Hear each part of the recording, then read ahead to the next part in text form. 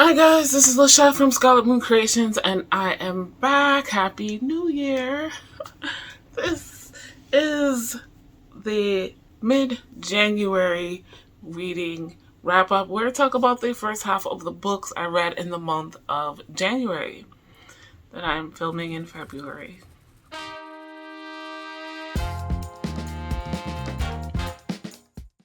Yeah, everything's delayed. I'm hoping by March I will be back on track, but sickness, illness will do that to you as will just the general life things. So yeah, if you were not aware, being sick in December and my parents being sick and having to take care of them in December pushed back all of our holiday things. So those didn't happen until the beginning of January. And I was doing Vlogmas, of course. I was doing Vlogmas, so half of that stuff got pushed back. So yeah, everything's delayed. Not gonna harp on it. It's 2023 now. The books I'm gonna talk about are almost all I've read digitally, which I think helped. This might be the January where I've read the most books possibly ever, but in a very long time, at least a decade, because January is usually recovering from December month. So the first book I finished in the month of January was The Ancient Magus Bride, Volume 1 by Corey Yamazaki. I'm looking at my phone because I read it digitally, but you'll see it over here. This is the last manga in my manga bracket series, which will probably already be up, if I'm being honest. The explanation for that whole thing, couldn't squeeze it in at the end of December, so I did here. This is a manga. I believe it is shoujo, and if not, I'll put it on the screen here. But it's kind of, or not kind of, it's fantasy. Basically, the ancient magus buys a teenage girl. She's an orphan. There's a reason for that, obviously, but she's got some other backstory things happening. We get a couple of things in this volume, and then other stuff is kind of teased, which I'm sure it'll pop up in the next volume. Yeah, she's a slave, and how she becomes a slave from being an orphan is not 100% clear yet, but she's considered a special type of slave, so she's being sold at this kind of magical auction because she is bought by the ancient magus, who is seemingly not human and very powerful and also very reclusive. Everyone's surprised that this dude, I'm gonna call him a dude, has left his house and come to this auction and then pays a ton of money for her. Both ancient magus, I'm gonna call him that because I don't remember his actual name. He has ulterior motives for her, and now the title says bride, and yes, she's a teenage girl, and he's like this,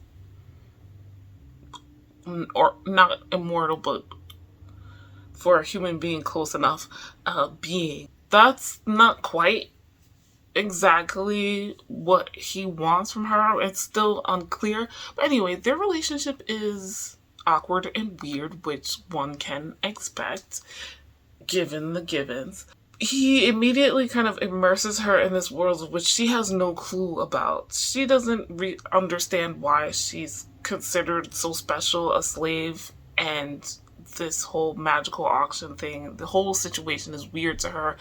But she's also just in general shock about everything. Understandable. You know, he buys her and then he takes her home, and it's like, you know, he doesn't do anything to her. But it's like, okay, now we're gonna learn magic. And kind of dumps her into this magical world with no training wheels, really. He takes her around. She meets all these people, and as he's going about his wizarding business, and she's just trying to understand it all, and so are we. I am intrigued. If the whole age gap thing is a problem for you, then don't read it. I will say there's no trigger warnings beyond the slavery aspect, right? They don't have a romantic or hint at a romantic relationship or anything like that. Maybe down the road, but that's not a thing in this volume. So I don't know if that helps. But I like vampire stuff, which is always an age gap. Unless it's two vampires together, and even then it's an age gap. But it's, usually... Anyways, I say that to say age gap in this sense doesn't bother me. But I didn't realize going in that she was going to be so young. So I was a little surprised. But yeah. What do I want to rate this? I'm going to give it a 3 stars because I'm intrigued. I liked it. I need more to decide if I want to continue. By this point, you already know that this didn't win the manga bracket. I did really like the artwork. This volume does end on a cliffhanger, but I'm just like, it's decent. It's decent. The next book I finished, I actually listened to the audiobook, and that was Clara in the Sun by Kazuo Ishiguro.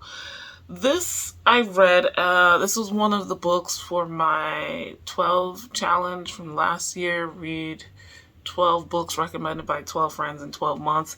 I realized I'm getting close to my 12 months. So I went back, and the thing is, I didn't start until March last year, and yeah. I had some books that didn't work out for me at all. There were some DNFs. Not a lot though. But I realized I still have time, and I have some books that I do want to get to. But a friend recommended this to me. Not a super close friend, but someone. And I had read the synopsis when they recommended it, and I was like, huh, that's interesting. So this is a sci-fi book, and we're in this unknown future, possibly post-apocalyptic. There's some hints at things, but this is kind of a character study, I guess, and it was really fascinating. We're following Clara, who is an AI robot type thing, and her life. Basically, she is what's called an AF, and it took me a long time to figure out what that meant. I guess I missed it in the beginning, but at the very, because most of the book is just AF, AF, AF, and I'm like, but what does that mean? Artificial friends are these robots that can kind of think and act for themselves, that are bought to be friends for children, and how they are used depends on the child and their family and all that stuff. But you don't realize this until you're seeing things as they go on. So Clara is watching the world. We're seeing this whole story unfold through her eyes and her opinions and how she sees things. And I've never read something like this before, and it was really fascinating. It could have been boring. It could have been. Because she's a machine, her thought processes are not like ours. But she does have some feeling. But how? I guess I would say this is like a bittersweet story as far as emotional feeling and all of that stuff. I think the person who did the narration, Sura,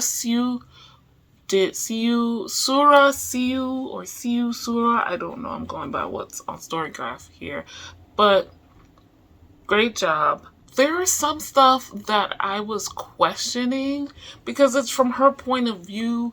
You're not 100% sure what's going on. Like, as a human being, seeing, the shop owners and the people who are shopping, what's happening on the street outside, what's going on when she's bought, like the family who buys her and all of that stuff.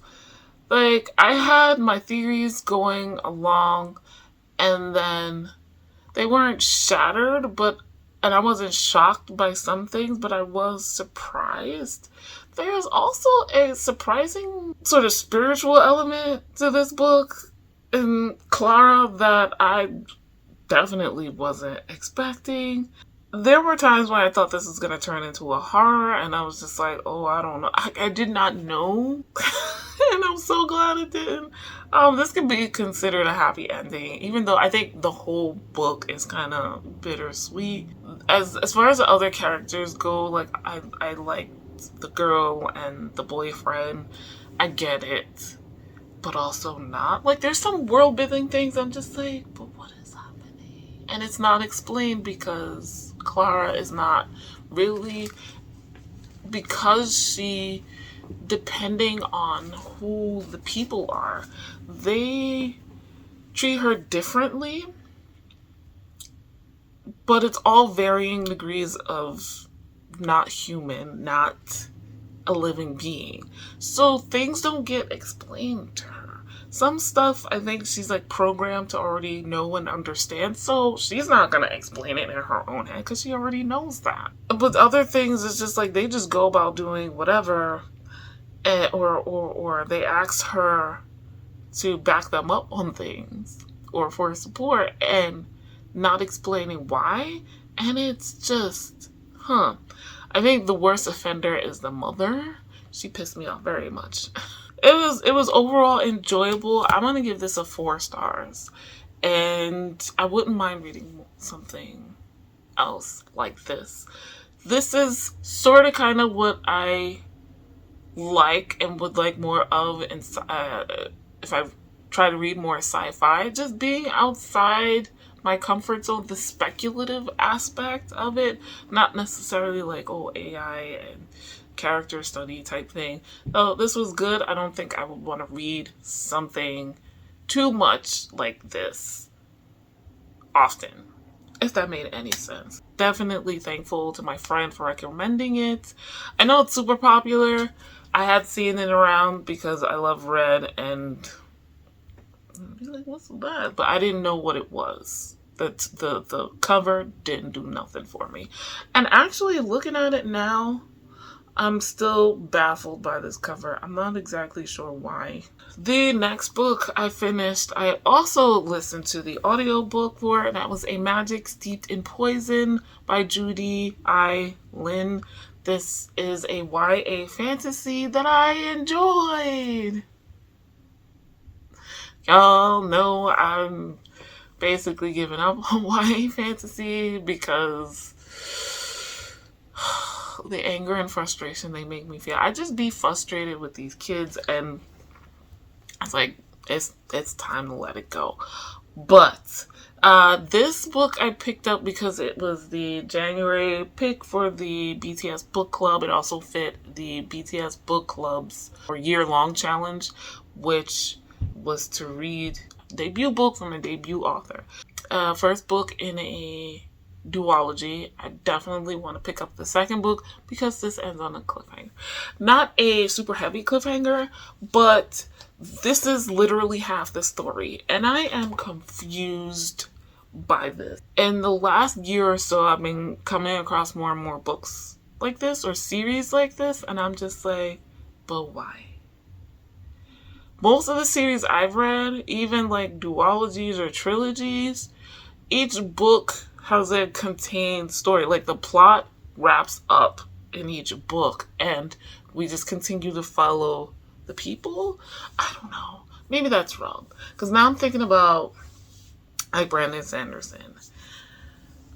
But like there's a subplot that is wrapped up, and I guess that does happen here. But like there is the major plot that you go into reading this book for that is not wrapped up. I don't know if I'm making any kind of sense, but anyway, we're following Ning, who is the youngest daughter of a tea herbalist type woman and a medical surgeon father. And we start off, what happens is Ning's mother has, before the story of the book, passed away from poisoning. Ning had made her a cup of tea, didn't realize that it had been poisoned. Mom drank it and died. Now her younger sister is also suffering, but she didn't drink as much. I mean, her older sister, maybe it's the younger sister, I don't remember which, but the father has tried everything he could to get the younger sister well, but it's not working out. Other prominent people are being poisoned, and it seems like the king or the emperor is not doing anything about it. Then, lo and behold, they find out that the heir to the throne is having some kind of contest for tea masters. Now, let me attempt to say it. Shenong Shi, masters of ancient and magical art of tea making. So the tea making is not regular tea, it's like magic and tea. And that is what drew me to this. I was like, okay, I love tea. I'm an amateur herbalist, and like my Etsy shop, I don't make teas for people, but I make all natural bath and body products and that kind of thing. So I'm like, okay, this sounds interesting. This is a Chinese, inspired fantasy. The heir to the throne is having this great competition to pick the next, royal Shenong Shi, and they've sent invitations across the country to notable ones, and the invitation comes to their house, and I guess it's supposed to go to the mother or her apprentice, and Ning takes it and leaves and goes to join this competition at the capital city because she has heard that they have herbs and things that can help cure poisons and things like that, and she wants something to help her sister. That's what she's going to request if she does win. So the story goes from there. I enjoyed it. I wasn't sure where this was going exactly. First of all, I was not disappointed by all the tea making and the magic with the tea. Love that. Just, there could be more. There could have been more, but I loved it. The competition aspect, I was a little bit leery about, because that pops up in a lot of these YA fantasies. Am I gonna care? I don't know. No, it was interesting. Not my favorite part, but it was interesting enough. There is an attempt at a kind of love story thing, and maybe it'll happen in the second book. I don't know, but it wasn't. They were starting to like each other very slowly. Various people we met were all interesting. I think the secondary and tertiary characters could have been a little more fleshed out. But yeah, the ending I wasn't expecting, like, at all. There was just so much that Ning did not know, being an out-of-towner, and we're following for her perspective, that it just wasn't gonna work. So I'm in it. I'm definitely gonna read part 2 hopefully soon. Lashette, what do I want to give this? I want to give it a 4 stars. Maybe a 4.5. I don't know, whichever is on my Storygraph, because I did thoroughly enjoy this. I was very entertained. The person who read the audiobook, good job. Carolyn Kang. I enjoyed her voice. I did look at the ebook version though a couple of times. So I guess I sort of tandem read it. Sometimes I just didn't have the concentration to listen, or I wasn't in a spot to do things while listening. Like, I had the time to read, so yeah. Next, I read Rhapsodic by Laura Thalassa. I was low-key participating in Read What You Got, Read What You Own. And this was another book I picked up for that. I own this book. I bought it 2 years ago now for Pharaoh Feb, and I was like, let me just read this finally. This is book 1 in the Bargainer series by Laura Thalassa. We're following Calypso, who is magical PI, a private investigator. She's a siren that owes a lot of debts to the Bargainer. The book switches back and forth between current day and when Calypso was a teenager. She's been collecting black beads from the Bargainer by asking him to do stuff for her, as that's his thing, for years. 7 years. Usually the Bargainer makes people pay up either instantly or very soon after, but he's been letting her pile up her debts. She's got hundreds of beads here.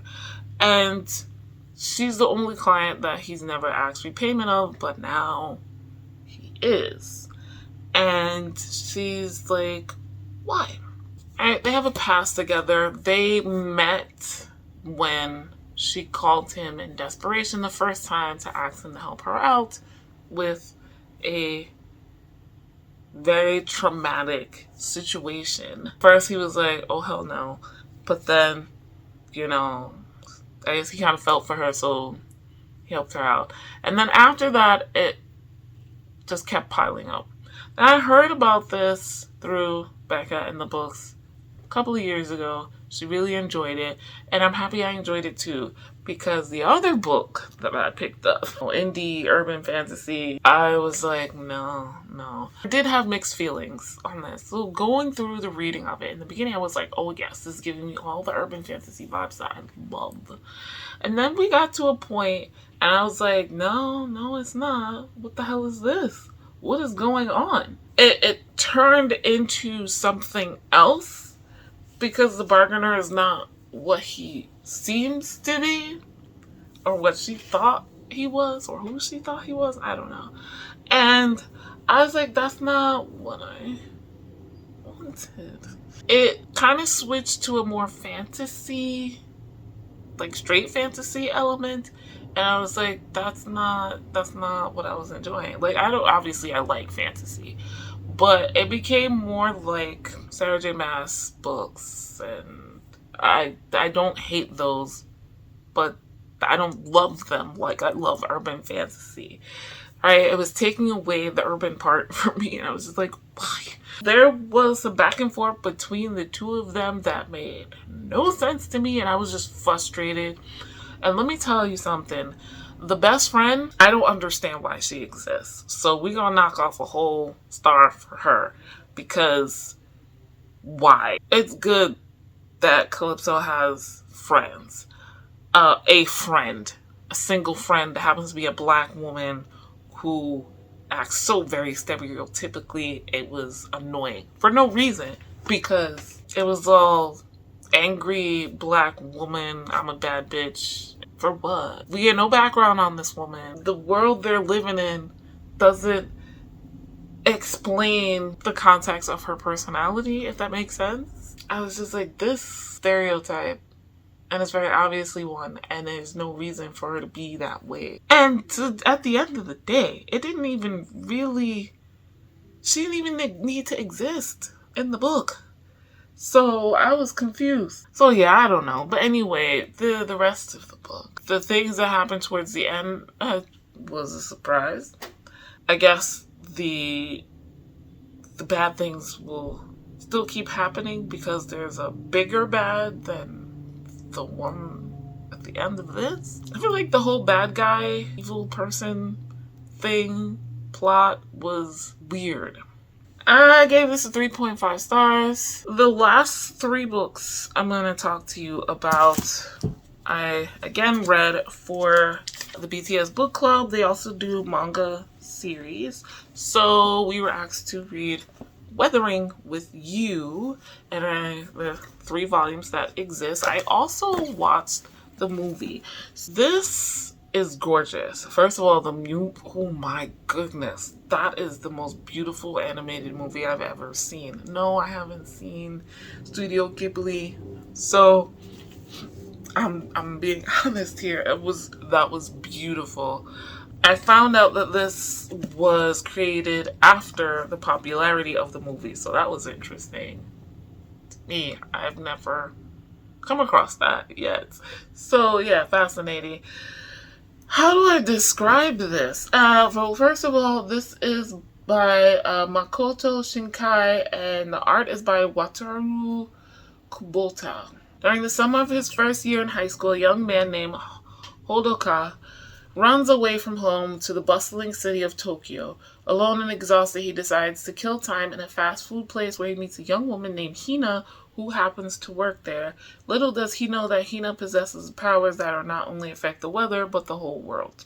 I enjoyed this, but I feel like the movie was better. It better explained what the hell was going on, because I wasn't sure. But I did really like all of the characters. I wish we got more. I wanted watching the DVD with my parents, and we were all left with, but why did he run away from home? I'm going to tell you right now, that is never explained. Guess that's not the point.